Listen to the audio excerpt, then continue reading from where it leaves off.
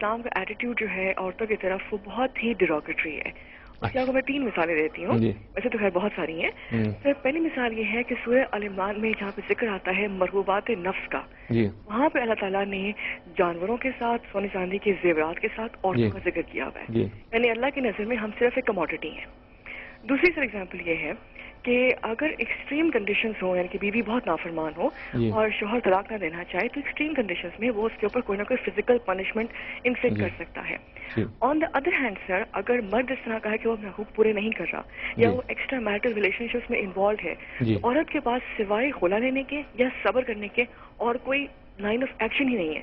یعنی کہ ہم کیوں نہیں مار سکتے اپنے ہسبینڈس کو اگر وہ ہم کو مار سکتے ہیں تو.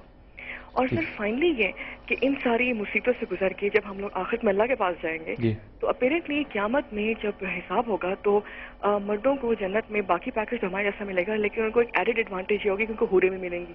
ہمیں کیا ملے گا؟ ہمیں زندگی میں ہم گزار دیتے ہیں پوری زندگی ایک مرد کے ساتھ, اور مرنے کے بعد بھی apparently we will end up with the same guy. So sir میرے خیال میں سے یہ بہت ہی انفیئر ہے. دیکھیے بات یہ کہ یہ چیز کو دیکھنے کا زاویہ نظر ہے. وہاں پر وہ چیزیں بیان ہوئی ہیں جو انسان کو لبھا لیتی ہیں, انسان کے نفس پر اثر انداز ہوتی ہیں, انسان کے لیے بڑی محبوب ہو جاتی ہیں. تو محبوب چیزوں کا ذکر کیا جا رہا ہے. یعنی وہاں یہ نہیں ہے کہ کسی دکان کے اندر پڑی ہوئی کموڈٹی زیر بحث ہے یا کسی آپ کی جائیداد کا ذکر کیا جا رہا ہے. یہ بتایا جا رہا ہے کہ انسان کو کیا چیزیں مرغوب ہوتی ہیں, کن چیزوں کی طرف اس کی دلچسپی ہوتی ہے. تو عورت کا معاملہ یہ ہے کہ وہ خدا کی نعمتوں میں سے ایک بڑی نعمت ہے. اس کو اللہ تعالیٰ نے بڑی غیر معمولی کشش عطا فرمائی ہے. اس وجہ سے اس کا ذکر کیا گیا ہے کہ انسانوں کے لیے یہ کشش بعض اوقات مذلہ ایک قدم بن جاتی ہے. بالکل اسی طریقے سے قرآن مجید, آپ نے مشکل لفظ ایک اب میں چاہتا ہوں یعنی یہ وہ چیز ہے کہ جس میں اس کا امکان ہوتا ہے کہ انسان اعلیٰ اخلاقی حدود سے تجاوز کر جائے. یہ چیز دولت میں بھی ہے, یہ چیز علم میں بھی ہے, یہ چیز اقتدار میں بھی ہے, یہ چیز حسن میں بھی ہے. یعنی دنیا کے اندر یہ ساری چیزیں جتنی ہیں یہ سب کسی نہ کسی درجے میں انسان کو اپنے دام میں لے آتی ہیں. اور یہ اپنی جگہ پر کوئی ایسی چیزیں نہیں ہیں کہ جن کو آپ مذمت کی نگاہ سے دیکھیں. یہ خدا کی بڑی عظیم نعمتیں ہیں. دیکھیے قرآن مجید تو دولت کو بھی خیر کہتا ہے, علم کو بھی بڑی نعمت قرار دیتا ہے. یعنی دولت کے لیے جہاں لفظ استعمال ہوا ہے فضل اور خیر کا لفظ استعمال ہوا ہے. تو یہ درجہ گرانا ہے یا بڑھا دینا ہے؟ سرمایہ ہے, دولت ہے, دنیا کے اندر کی نعمتیں ہیں, ان نعمتوں میں عورت بھی ایک بڑی نعمت ہے. تو نعمتوں کے ذیل میں ذکر ہوا ہے, نہ کہ اس کو اشیاء کی جگہ پر لے آیا گیا ہے. وہ چیزیں جو انسان کے لیے محبت کا ذریعہ بنتی ہیں, رغبت کا ذریعہ بنتی ہیں, جو اس کی خواہشات کا ہدف بن جاتی ہیں, جن کا وہ اسیر ہو کے رہ جاتا ہے, جن کے لیے سب کچھ کھو دینے کے لیے تیار ہو جاتا ہے. یہ عورت کی شخصیت کو بڑا غیر معمولی خراج تحسین ہے. اس کے حسن, اس کے جمال, اس کی ندرت, اس کو بیان کر رہا ہے. اگر ان کا خیال یہ ہے کہ غالباً اسلام کے تعلیمات سے معلوم ہوتا ہے کہ اسلام نہیں رکھتا اس درجے میں عورت کو جیسے مرد کو رکھا گیا, اور اس کی ایک مثال انہوں نے یہ بھی دی کہ وہ عورت کو مارنے کا حق مرد کو دیا گیا بطور شوہر کے.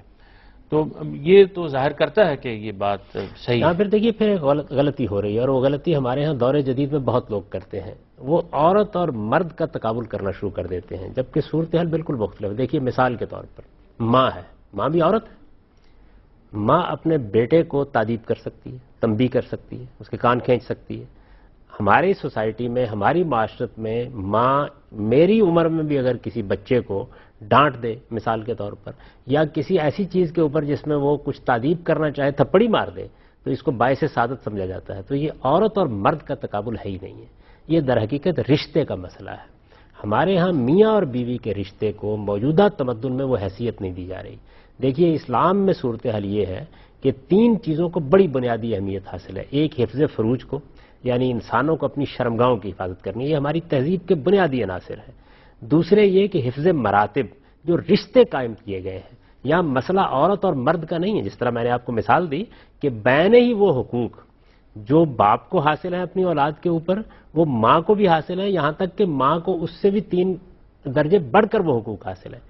تو اگر معاملہ عورت اور مرد کے تقابل کا ہوتا تو پھر ماں کو بھی یہ حق حاصل نہیں ہونا چاہیے تھا. تو رشتہ اصل چیز ہے. وہ رشتے جو احترام کے رشتے ہیں, جن کو ایک درجہ برتری یا فضیلت کے مقام پر رکھا گیا ہے, اس کے وجوہ اسباب کیا ہیں؟ وہ تمدن کی یہ ضرورت ہے کہ انسان کو خاندان چاہیے. خاندان ایک ادارے کے طور پر وجود میں آتا ہے.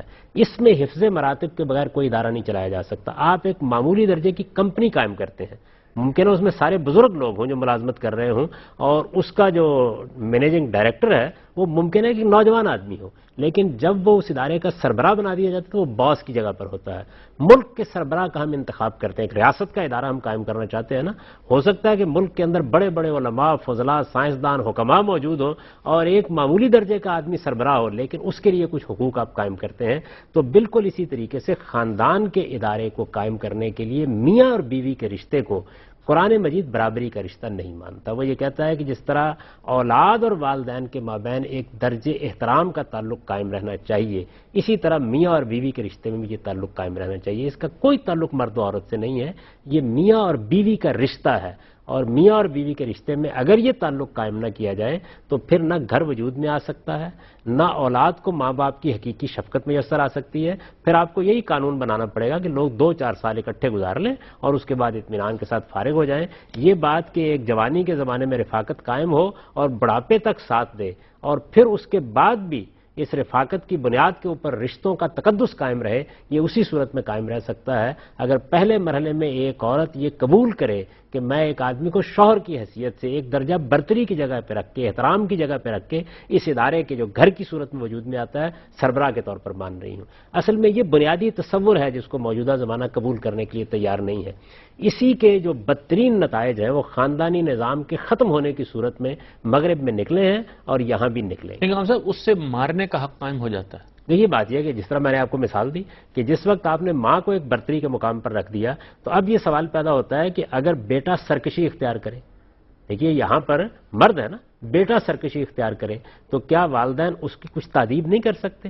بالکل اسی نوعیت کا رشتہ جب بیوی اور شوہر کے مابین قائم ہو گیا تو یہ سوال پیدا ہوتا ہے کہ اگر بیوی سرکشی پر اتر آئے، یعنی نکاح میں ہے اور نکاح میں ہوتے ہوئے شوہر کو شوہر ماننے سے انکار کر رہی ہو، طلاق لے لینا، شوہر کو وہ شوہر کی حیثیت دینے کے لیے تیار نہیں ہے تو کیا کیا جائے؟ اس کے ساتھ معاملہ کیا جائے، سزا دینی ہوگی، کوئی نہ کوئی تادیب کرنی ہوگی۔ اس کو بھی دیکھیے قرآن مجید نے تو اس سزا اور تادیب کے عمل کو مؤخر کرایا ہے۔ اس نے کہا کہ نہیں، سمجھاؤ، بجاؤ، سوسائٹی کو اس میں ڈالو، افراد معاشرہ کی مدد لو، بزرگوں کی مدد لو۔ یہ سمجھانے بجانے کا عمل بھی ناکام ہو گیا۔ اس کے بعد کہا ہے کہ ان کو بستروں میں تنہا چھوڑ دو، ان کے ساتھ رفاقت کا تعلق ختم کر لو۔ یہ چیز بھی اگر اصلاح کا باعث نہیں بنی تو پھر تیسرے مرحلے میں جا کر یہ کہا کہ سزا دو۔ موجودہ زمانے میں اگر ہم یہ محسوس کریں کہ اس میں حدود سے تجاوز ہوتا ہے تو اس مرحلے کو ہم عدالت کے سپرد کر سکتے ہیں اور اس معاملے میں قانون سازی بھی کر سکتے ہیں، لیکن سرکشی اولاد کرے تو سزا اور تادیب کا کوئی قانون بنانا پڑے گا، اور سرکشی کسی ادارے کے اندر کام کرنے والے لوگ کریں تو ان کے لیے بھی سزا اور تادیب کا کوئی قانون بنانا پڑے گا۔ میاں اور بیوی کے رشتے کو اگر آپ ایک ادارہ مانتے ہیں اور اس کی سربراہی کا کوئی مقام دیتے ہیں تو پھر کچھ اور قانون ہوں گے، اور اگر برابری کی سطح پر رفاقت کا ایک تعلق ہے تو کچھ قوانین اور ہوں گے۔ تو یہ اصل میں عورت اور مرد کا مسئلہ ہی نہیں ہے۔